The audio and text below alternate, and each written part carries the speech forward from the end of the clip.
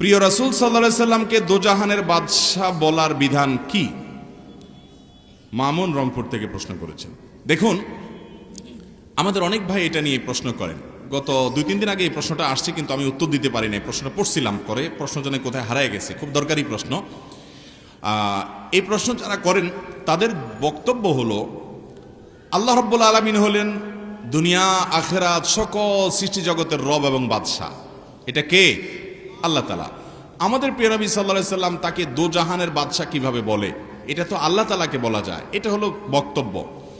আমি এই বক্তব্যের সাথে বিনয়ের সাথে একটু দ্বিমত করতে চাই। নবী করিম সাল্লাল্লাহু আলাইহি সাল্লামকে যদি কেউ দোজাহানের বাদশা বলে, এটাতে শিরক হবে না ইনশাআল্লাহ। কারণ এখানে দোজাহানের বাদশা বলে উদ্দেশ্য হয় যেটা, সাধারণত সচরাচর মানুষের উদ্দেশ্য থাকে যেটা, সেটা হলো যে উনি দুনিয়াতে আল্লাহ তাআলা তাকে নেতা বানিয়েছেন, নেতৃত্বর আসন আল্লাহ তাআলা দিয়েছেন, সবাই তার অনুসরণ করেছে এবং তিনি বাদশার মতো সম্মানীয় ছিলেন, সর্বজন শ্রদ্ধেয় ছিলেন, তাকে মান্য করেছে।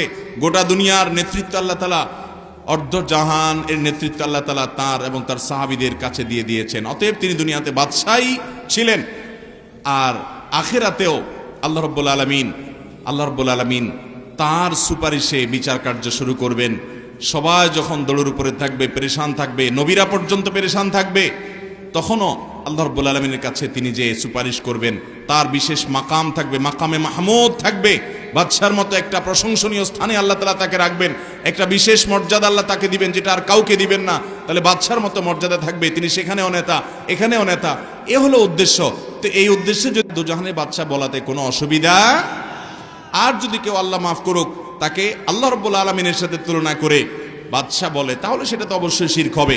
আমাদের সমাজে অনেকেই নবী করিম সাল্লাল্লাহু আলাইহি সাল্লামকে আল্লাহর সমতুল্য মনে করে, এবং এইটা একেবারে পরিষ্কার শিরক, এবং এর কারণে ঈমান হারা হয়ে যাবে, এতে কোনো সন্দেহ। নবী সাল্লাল্লাহু আলাইহি সাল্লামের সাথে কি আল্লাহর কোনো তুলনা চলে?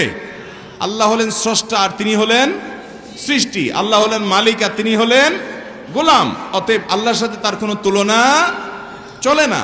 তিনি আল্লাহর বান্দা, হ্যাঁ, আমাদের মতো সাধারণ মানুষ না। তিনি আল্লাহর রাসূল, আল্লাহর দূত ছিলেন। অতএব তার মর্যাদা ভিন্ন, কিন্তু তাই বলে তাকে আল্লাহর সমকক্ষ এরকম মনে করা যাবে? অনেক অনেক শ্লোক আছে, অনেক আপনার ওই যে বাউল গান আছে, যে যিনি আল্লাহ তিনি খোদা, এরকম একটা না বরং একাধিক গান আছে। এগুলো একেবারে পরিষ্কার শিরকপূর্ণ গান। এগুলোতে বিশ্বাস করলে ঈমান থাকবে